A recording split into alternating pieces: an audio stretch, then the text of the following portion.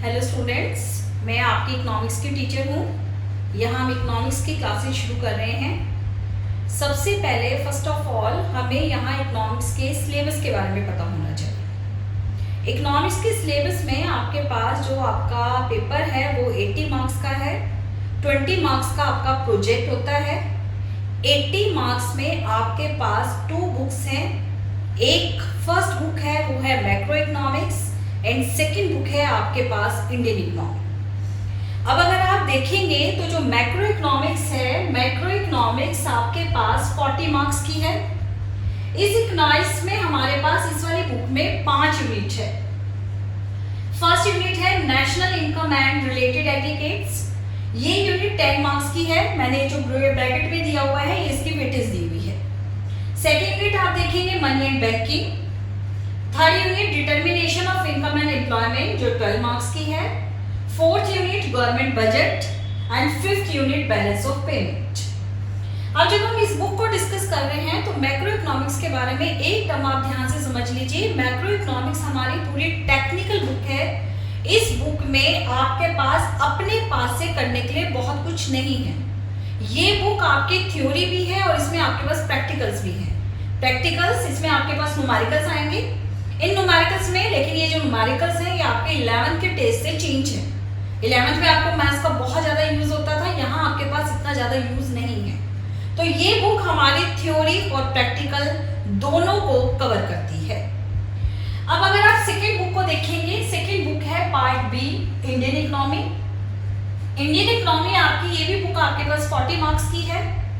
अब ये इसमें हमारे पास 3 यूनिट है। फर्स्ट यूनिट है डेवलपमेंट एक्सपीरियंस सिंस 1991। यहाँ इस यूनिट में हम इंडियन इकोनॉमी के बारे में पढ़ेंगे कि इंडिया को कब इंडिपेंडेंस मिली, उसके बाद हमारी इकोनॉमिक सिचुएशंस क्या थी और 1991 में इंडियन गवर्नमेंट ने कौन कौन सी इकोनॉमिक पॉलिसीज को फॉलो किया। ये यूनिट है हमारे 12 मार्क्स की। सेकेंड यूनिट, अगर आप सेकेंड यूनिट देख रहे हैं, सेकेंड यूनिट का नाम है current challenges facing the economy.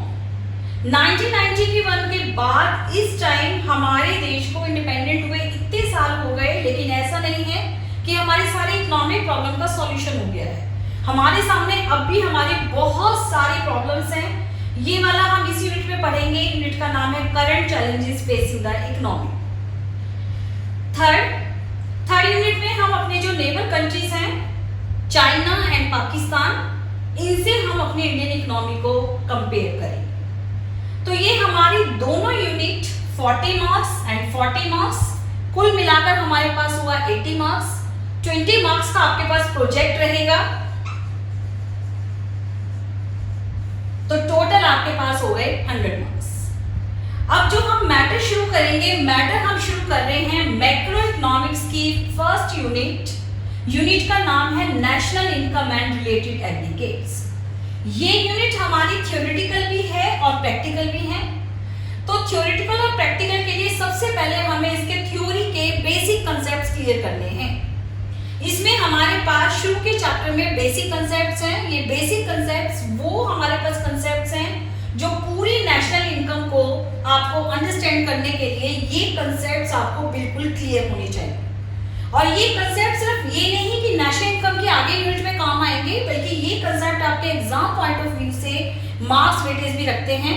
Means जो हम कंसेप्ट्स पढ़ेंगे उनमें से आपके पास 1 मार्क्स के 4 मार्क्स के क्वेश्चन भी आ सकते हैं।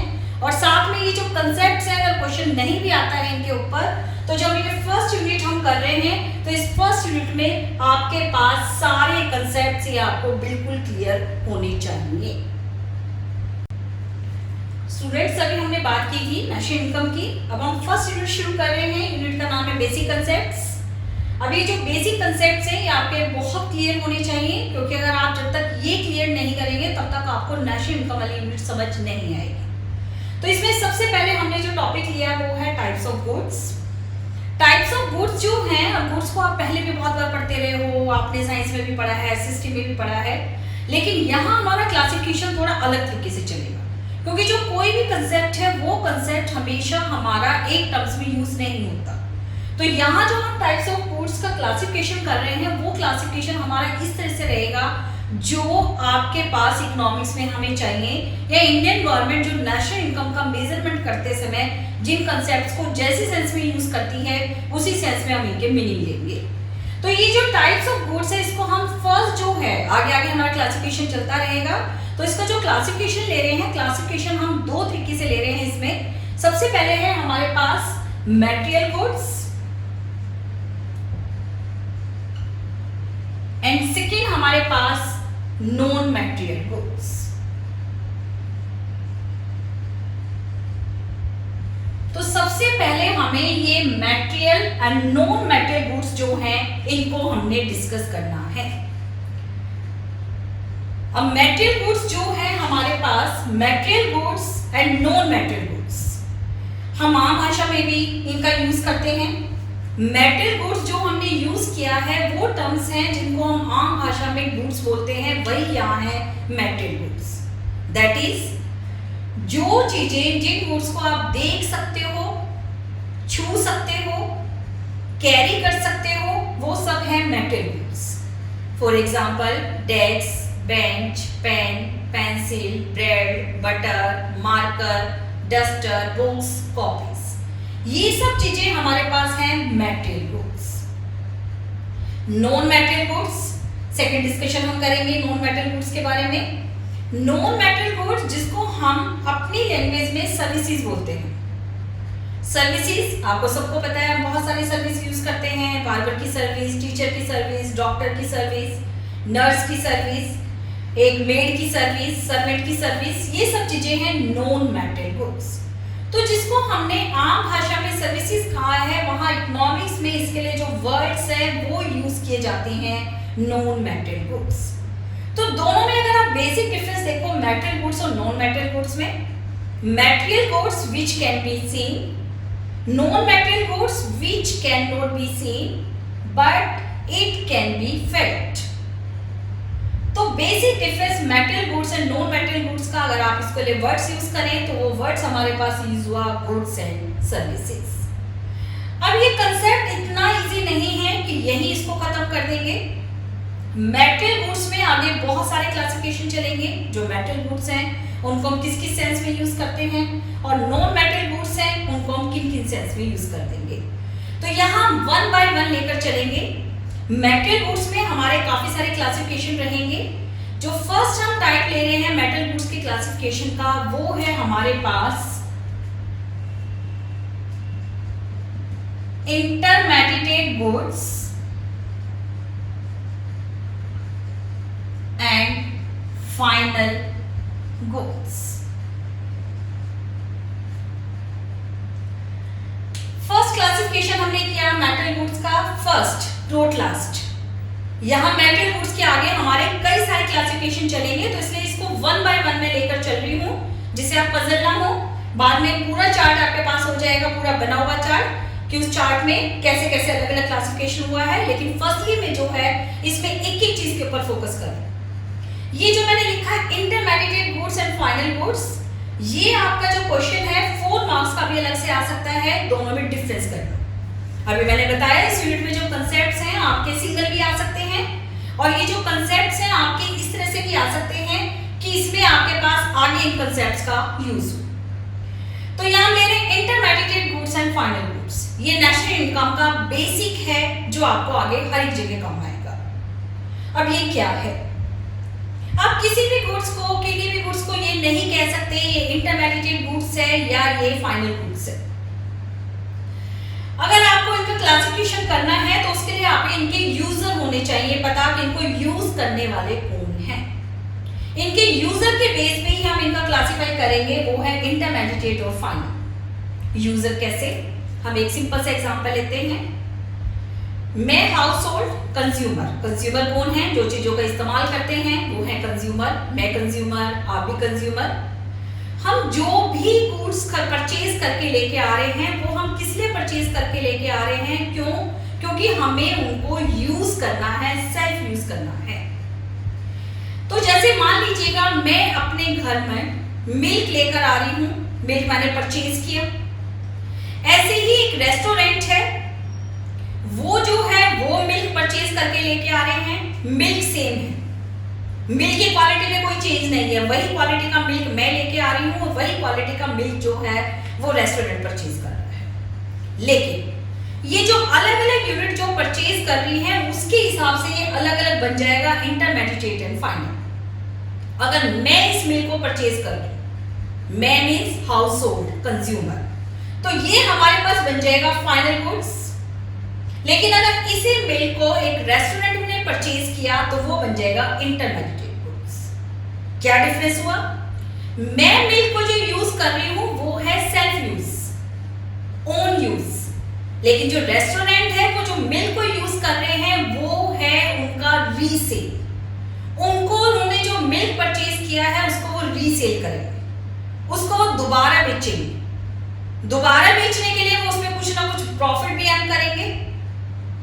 तो इसमें अगर आप कोई भी एग्जांपल लेते हैं, जैसे मान लीजिएगा आपने इकोनॉमिक्स की बुक खरीदी बुक सेलर से। अब ये जो बुक सेलर है ये भी तो इकोनॉमिक्स बुक कहीं से खरीद कर लेके आया होगा। तो ये जो बुक है, एक अगर बुक सेलर एक बुक को खरीद रहा है, मैक्रो इकोनॉमिक्स के बुक को अगर मान लीजिएगा बुक सेलर परचेज कर रहा है, तो वो जो परचेज है वो कहलाएगी इंटरमीडिएट गुड्स। लेकिन इसी बुक को अगर आप खरीद कर लेकर आ रहे हैं तो ये purchase of macro book by student is called final goods. वही बेसिक डिफरेंस, आप जो खरीद कर लेकर आ रहे हो वो है ओन यूज, और जो आपने जो बुक सेलर है उसने जो बुक पब्लिशर से या कहीं से भी उसने जो परचेज की है उसका ओन यूज नहीं है। उसका यूज क्या है? वो उसको रीसेल के लिए परचेज कर रहा है। तो अगर आप यहां देखेंगे तो इनमें जो बेसिक हुआ वो क्या हुआ? Intermediate goods are purchased for resale and final goods are purchased for own use. तो यहां कोई भी एग्जांपल ले सकते हैं, इसमें आपके पास 4 मार्क्स में क्वेश्चन ये भी आ सकता है। ये टॉपिक बहुत अभी है, बहुत आगे हम क्लासिफिकेशन करेंगे। तो ये टॉपिक आपका इस तरह से भी आ सकता है कि जब 4 मार्क्स में डिफरेंस के साथ साथ कि आपके पास जो गुड्स हैं उनको बहुत सारी टाइप्स दे दें और आपको क्वेश्चन पूछा जाए classify the following goods into intermediate goods and final goods. तो इनका फर्स्ट डिफरेंस क्या हुआ? जो इंटरमीडिएट गुड्स हैं वो रीसेल के लिए परचेज की जाती हैं और जो फाइनल गुड्स हैं वो ओन यूज, अपने खुद के यूज के लिए परचेज की जाती हैं। इसी को आगे हम करके चलेंगे। जब एक पर्सन उसको रीसेल के लिए परचेज कर रहा है तो वो पर्सन कहलाएगा producer. Who is the producer? ये हमने 11th में माइक्रो के फर्स्ट चैप्टर में ये टॉपिक हमने जो है बेसिक टर्म्स की थी, दोबारा फिर बता रही हूँ। प्रोड्यूसर्स जो प्रोडक्शन करता है और प्रोडक्शन का मोटिव हमेशा होता है प्रॉफिट अर्न करना। ये आपने 11th में भी फर्स्ट चैप्टर में किया था। दोबारा फिर देखिए, प्रोड्यूसर वो जो प्रोडक्शन करता है और प्रोडक्शन किया जाता है प्रॉफिट अर्न करने के। तो यहाँ जो प्रोड्यूसर है purchase of resale, intermediate goods हमेशा कौन परचेज करेंगे? प्रोड्यूसर, क्योंकि रीसेल तो प्रोड्यूसर ही करेगा, कंज्यूमर कभी भी रीसेल नहीं करता। कंज्यूमर जो भी खरीदेगा वो अपने खुद के यूज के लिए खरीदेगा। तो जो इंटरमीडिएट गुड्स हैं वो जो है हमारी परचेज की जाती है रीसेल के लिए। लेकिन अगर आप रीसेल में देखेंगे तो रीसेल में आपके पास 2 कंसेप्ट यहां आ जाते हैं। फर्स्ट कंसेप्ट जो होगा रीसेल में same, and second form change. Means अगर आप उसको रीसेल के लिए परचेज कर रहे हैं तो 2 तरीके से हो सकता है। या तो आप उसको वैसे के वैसे बेच दें, उसमें कोई फॉर्म चेंज ना करें, जैसे भी बुक सेलर का बताया था। बुक सेलर जब पब्लिशर से बुक को परचेज करता है तो उसमें वो कोई फॉर्म चेंज नहीं करता, वो उसको एग्जैक्ट ऐसे कैसे चेंज कर देता है, ऐसे कैसे सेल कर देता है, कोई चेंज नहीं होता। लेकिन अगर अभी हमने जो फर्स्ट एग्जांपल लिया था milk purchase by the restaurant, अब जो रेस्टोरेंट मिल्क को परचेज कर रहा है वो मिल्क नहीं बेच रहा है, वो मिल्क की फॉर्म चेंज कर देता है। टी, कॉफी, स्वीट्स, कर्ड, ये सब चीजें वो फॉर्म चेंज करके मिल्क की तब बेच रहा है। तो उसने जो मिल्क परचेज किया था वो मिल्क परचेज उसने रीसेल के लिए किया था, बस फर्क ये है कि उसने उसकी फॉर्म को चेंज करके ही उसने कुछ और बनाकर उससे बेचा। तो इंटरमीडिएट गुड्स का बेसिक क्या है कि ये जो खरीदी जाती हैं ये रीसेल के लिए खरीदी जाती हैं, लेकिन जो फाइनल गुड्स हैं वो अपने खुद के यूज के लिए खरीदी जाती हैं। खुद के यूज के लिए, जैसे अगर आप कंज्यूमर हैं, मैं कंज्यूमर हूं, तो हम जो भी खरीद रहे हैं वो सारा जो खरीदना हमारा है वो हमारा कहलाता है फाइनल गुड्स। ये मैंने पिछले वाला रब करके दोबारा इसको ऊपर लिख दिया है जिससे आपको पॉइंट्स अच्छे से क्लियर हो जाए, क्योंकि हमें सिर्फ फोकस जो करना है वो इंटरमीडिएट और फाइनल गुड्स पे फोकस करना है। उसके बाद सेकंड क्लासिफिकेशन हम आगे लेंगे। तो इसका जो फर्स्ट क्लासिफिकेशन इंटरमीडिएट और फाइनल में लिया था, तो अगर इसका फर्स्ट पॉइंट अगर आप देख रहे हैं तो इसमें हमने अभी जो डिस्कस किया, इंटरमीडिएट गुड्स हैं जो रीसेल के लिए होते हैं और फाइनल गुड्स हैं जो ओन यूज के लिए है। रीसेल में दो चीजें हमने कहा, या तो जो भी प्रोड्यूसर है उसको सेम ऐसे कैसे सेल कर देता है या उसकी फॉर्म चेंज करके सेल कर देता है, जबकि जो हमारे पास फाइनल हैं उनके जो हैं वो ओन यूज के लिए होता है। अब जो ओन यूज के लिए है, अभी मैंने सारे एग्जांपल जो आपके लिए हैं वो लिए हैं कंज्यूमर, लेकिन ओन यूज के लिए जो प्रोडक्ट है ये कंज्यूमर और प्रोड्यूसर दोनों परचेज करते हैं। अब इसको आप डिस्कस कर लीजिए कैसे। ओन यूज, यहां हमने बेसिक डिफरेंस क्या रखना है कि फाइनल गुड्स रीसेल के लिए नहीं है। अब ये कंज्यूमर और प्रोड्यूसर इसको कैसे खरीदेंगे, हम एक कार का एग्जांपल लेते हैं।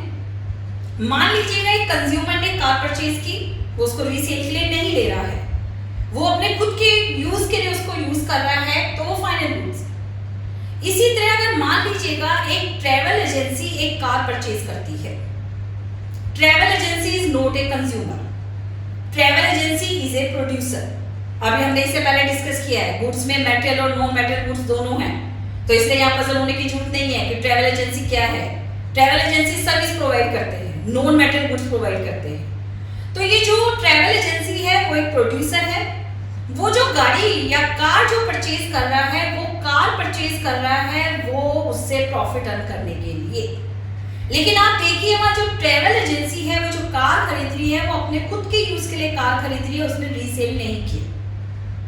तो अगर हम एक कार की बात करें और उसके 3 ट्रांजैक्शन हम देखें तो तीनों ट्रांजैक्शन हमारे अलग अलग जगह नोट होंगे। एक car purchased by the consumer, ये है final goods purchased by the consumer. फिर अगर एक car purchased by the travel agency, ये है हमारी final goods purchased by the producer. And third, एक car purchased by the car dealer. Car dealer उस कार को परचेज कर रहा है तो वो ऑब्वियसली उसको अपने यूज के लिए नहीं परचेज कर रहा, वो आगे उसको बेचेगा, उसको रीसेल करेगा। तो अगर यही कार अगर एक कार डीलर खरीद रहा है तो वो हमारा क्या हो गया, इंटरमीडिएट गुड्स। तो फर्स्ट डिफरेंस हमारा हो गया कि जो इंटरमीडिएट गुड्स हैं वो रीसेल के लिए हैं और जो फाइनल गुड्स हैं वो हमारे ओन यूज के लिए हैं। अगर इसी पॉइंट से अगर हम सेकंड पॉइंट निकालें तो सेकंड पॉइंट क्या हो गया, जो इंटरमीडिएट गुड्स हैं उनके यूजर होंगे सिर्फ और सिर्फ प्रोड्यूसर। लेकिन अगर जो फाइनल गुड्स हैं अगर आप इनके देखें तो इनके जो यूजर हैं वो हमारे पास कंज्यूमर एंड प्रोड्यूसर दोनों हमारे पास इनके यूजर हो जाएंगे। तो सेकंड डिफरेंस अगर 1 मार्क के क्वेश्चन आता है तो 1 मार्क के क्वेश्चन में आपके पास intermediate goods are used only by the producer but final goods are used by the consumer and producer. आगे हम अगला पॉइंट डिस्कस करेंगे। अब एक प्रोड्यूसर जब इंटरमीडिएट गुड्स को खरीद रहा है तो वो उसको सेम प्राइस के ऊपर सेल नहीं करेगा, वो उसमें कुछ ना कुछ आगे वैल्यू ऐड करेगा। वैल्यू ऐड करने का मतलब अभी जो रेस्टोरेंट है, अभी उसी का एग्जांपल ले रहे हैं, उन्होंने मिल्क परचेज की, कॉफी परचेज की, कॉफी पाउडर, शुगर परचेज की। अब उन्होंने मिल्क, कॉफी पाउडर, शुगर वो सब चीजें जो परचेज की और उससे वो कॉफी का कप बनाकर बेच रहे हैं, तो क्या जितने भी उनका मिल्क, कॉफी या शुगर आई है उसकी प्राइस को ऐड करके वो हमसे कॉफी की प्राइस वसूल करते हैं? आंसर है नहीं, वो उसमें वैल्यू ऐड करते हैं। मान लीजिएगा ये सबकी प्राइस उनके पास अगर 50 रुपीज है तो वो हमसे कॉफी के 60 रुपीज, 70, 80 में भी आपके पास वो हमेशा उससे हायर प्राइस चेंज करेंगे, हमेशा हायर प्राइस जो है वो उसको चार्ज करेंगे। तो मतलब क्या हुआ, जो इंटरमीडिएट गुड्स है उनमें हमेशा वैल्यू एडिशन की पॉसिबिलिटी रहती है। वैल्यू एडिशन का मतलब, जो अगर हम आम भाषा में बात करें, जो उनकी कॉस्ट है, हमेशा उसकी कॉस्ट से ज्यादा प्रोड्यूसर उसको चेंज करके उसको सेल करेगा। जैसे अभी हमने बुक सेलर की बात की थी, बुक सेलर जो पब्लिशर से बुक लेके आ रहा है उसी प्राइस के ऊपर हमें कभी नहीं सेल करेगा कंज्यूमर को, रीसेल के लिए लेके आया है तो कहीं ना कहीं वो उसकी कुछ ना कुछ वैल्यू ऐड करेगा। तो यहाँ वर्ड हम प्रॉफिट यूज नहीं करेंगे क्योंकि हम मैक्रो इकोनॉमिक्स कर रहे हैं और मैक्रो इकोनॉमिक्स में हर एक टर्म्स का मतलब अलग अलग है। तो यहाँ जो प्रोड्यूसर इंटरमीडिएट गुड्स को जो भी यूज करेगा और यूज करके जब उसको सेल करेगा, रीसेल करेगा, तो हमेशा उसमें वैल्यू एडिट होगा। लेकिन जो फाइनल गुड्स है उसको तो आपने रीसेल करना ही नहीं है, रीसेल नहीं करना, तो जब उनको रीसेल ही नहीं करना है तो कोई वैल्यू एडिट नहीं होगी। तो हमारा अगर थर्ड पॉइंट अगर हम देखें, इंटरमीडिएट गुड्स में हमेशा वैल्यू एडिट होती है, जबकि जो फाइनल गुड्स हैं उनमें कभी भी हमारे पास वैल्यू एडिट नहीं होती है। तो थर्ड पॉइंट हमारे पास हो गया वैल्यू एडिट एंड इधर नो वैल्यू एडिट।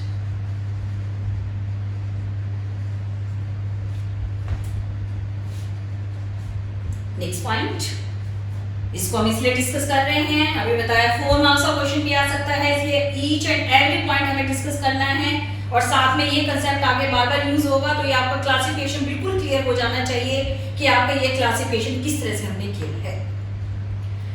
हमारे यूनिट का नाम है नेशनल इनकम, तो हर एक कंसेप्ट को हमने नेशनल इनकम से इंक्लूड करना है।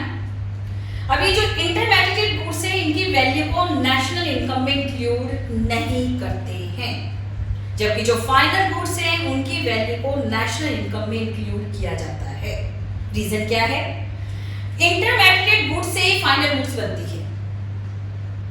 अब जब इंटरमीडिएट गुड्स से फाइनल गुड्स हमारी बन रही है तो फाइनल गुड्स की वैल्यू को जब हमने ले लिया, तो अगर हम इंटरमीडिएट गुड्स की वैल्यू को भी लेंगे तो हमारे पास डबल काउंटिंग हो जाएगी।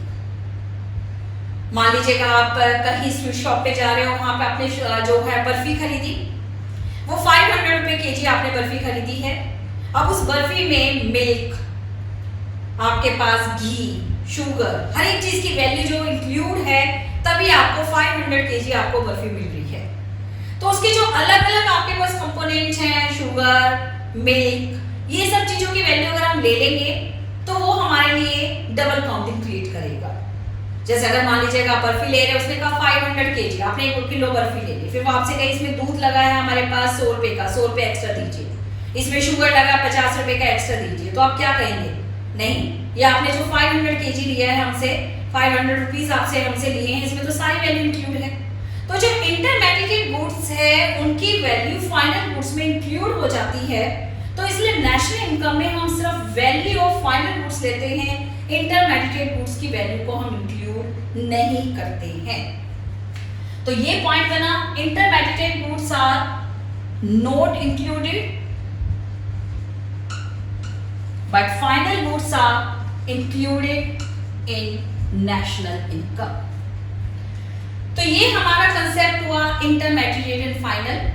अब इसके कुछ एग्जांपल्स लेकर मैं आपको इसको क्लियर करती हूं।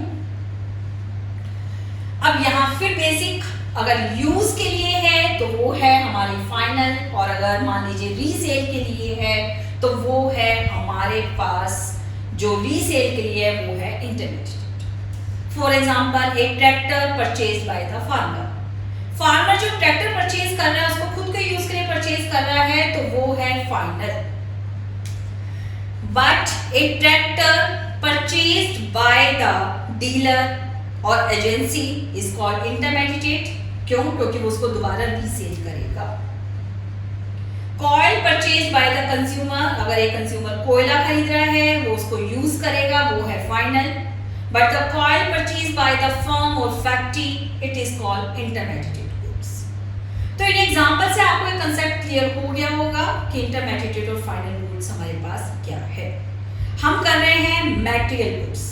मटेरियल गुड्स में हमने फर्स्ट क्लासिफिकेशन किया intermediate goods and final goods, और उसके जो बेसिक डिफरेंस हैं वो मैंने कुछ पॉइंट्स में यहाँ बोर्ड पर भी आपको क्लियर किए हैं। इसके बाद हम यही बेसिक कंसेप्ट्स में टाइप्स ऑफ मटेरियल गुड्स में अगला जो क्लासिफिकेशन है वो अगला क्लासिफिकेशन हम करेंगे consumer goods and capital goods. इसको मैं रब कर रही हूं।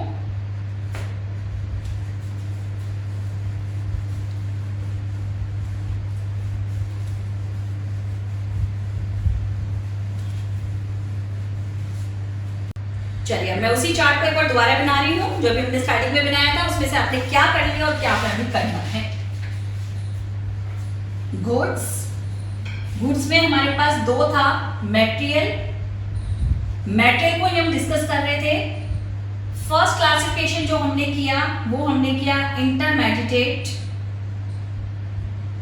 एंड फाइनल गुड्स, ये हम इसमें डिस्कस कर चुके हैं। अब नेक्स्ट वीडियो में जो हम इसका सेकंड क्लासिफिकेशन है capital goods and consumer goods,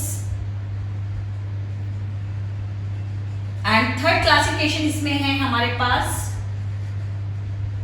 goods for self consumption and goods for exchange.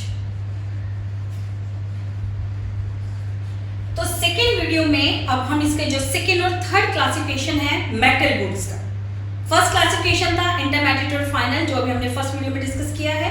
Second video में इसकी सेकेंड और थर्ड जो क्लासिफिकेशन है consumer goods and capital goods and goods for self consumption and goods for exchange, इनको discuss करेंगे। और इस chart का सेकेंड पार्ट जो स्टार्टिंग में आप देखेंगे वीडियो में, मेटल और नॉन मेटल जो था उसको हम डिस्कस करेंगे सेकेंड वीडियो में। इसी टॉपिक को कंटिन्यू करते हुए जो इसका फर्दर पार्ट्स हैं वो हम सेकेंड वीडियो में इसको हम जो है डिस्कस करेंगे।